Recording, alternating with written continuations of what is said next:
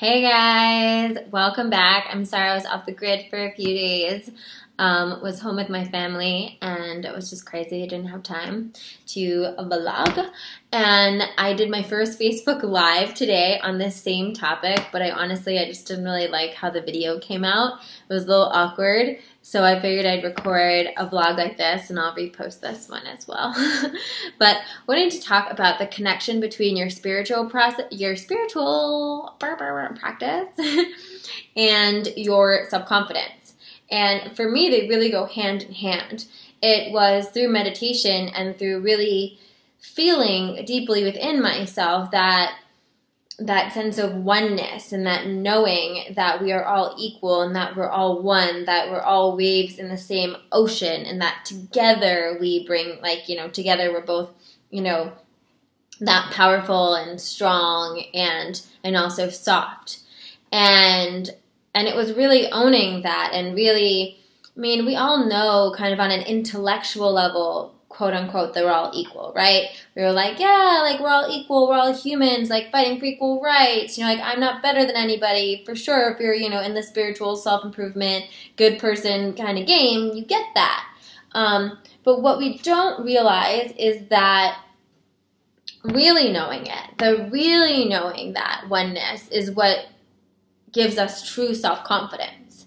Because when we really see everyone as our equal, we don't see anyone as above us. We don't see anyone as below us. It makes us really heart-centered forces of light because we're able to fully express who we are, what we're here to do, what we're passionate about, because we know that we're all equal. And with that equalness, it stops us from putting certain people on pedestals, or for thinking that we're not good enough for certain things, or who are we to do a Facebook Live video? Who are we to blog on YouTube? Who are we to ask our boss for a raise? Who are we to ask that person to go to a juice? Who are we? All that stuff.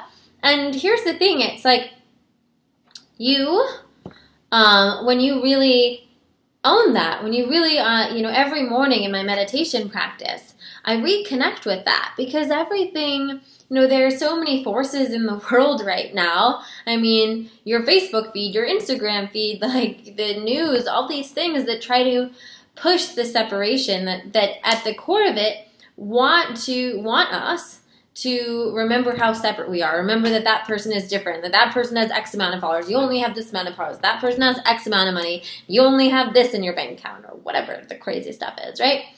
But when we really come back through our spiritual practice and realizing that we're all equal, not only does it allow us to see other people in our lives with more love and compassion, but it really informs the way we navigate our life. When we see everybody as one, then we see people as other forces in this world to inspire and bless and help, and who also want to inspire and bless and help us, instead of feeling like someone's out to get you or there's competition.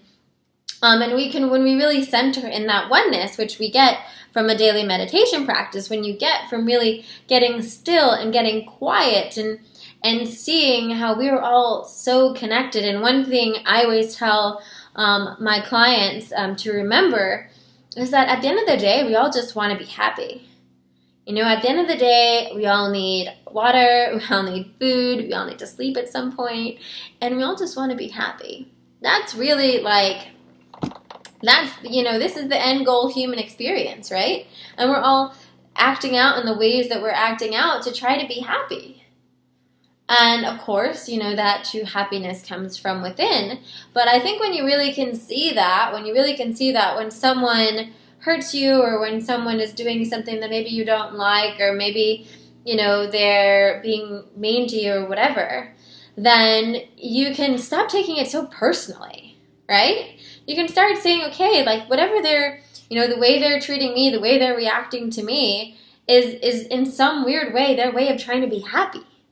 That's hard sometimes, but You know, I think when you really get that we're all one and we're all just trying to be happy, there's this really gentle but powerful self-confidence that comes because you're no longer scared of other people, right? I mean, not being confident in yourself, I really feel like boils down to, on some level, being fearful of other people.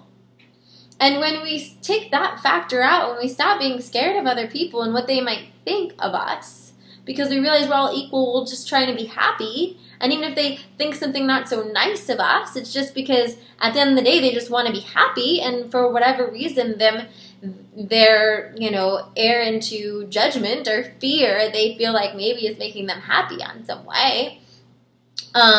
We can really just be loud and proud and like get out of our own little closet about who we truly are and stand in what we're here to say, what we're here to do, who we want to be. Whether that's, saying, hey, like I believe in astrology and I want to share updates about the moon, or saying, hey, I love A Course in Miracles and I want to be able to talk about that on my social media without feeling like people are going to judge me, or whatever it may be. When we really sit back in that, right?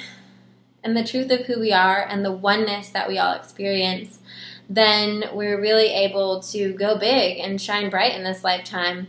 So that is what I'm talking about tomorrow at my online workshop, which will be live at 4 p.m. Pacific, 7 p.m. Eastern Time, called Go Big, Shine Bright, which is really all about that, kind of eliminating all of these self-sabotaging behaviors and constructs of our mind that we can fall prey to, so that we can really be unapologetic and about sharing our beautiful, glorious light with the world and the truth of who we really are.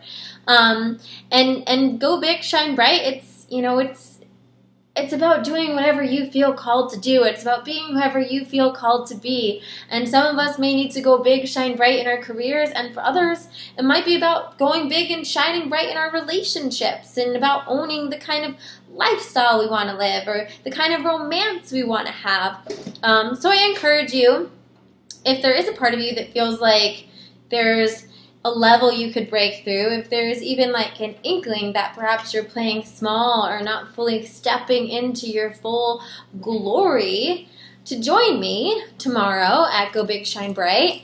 And if you can't watch it live, you can't join us live, it's all good. We'll send you the recording right away after it wraps up, so you can watch it sometime over the weekend. And you'll also be able to ask me questions. And, if there's a particular scenario you want me to touch on, email me ahead of time and I'll be happy to touch on it.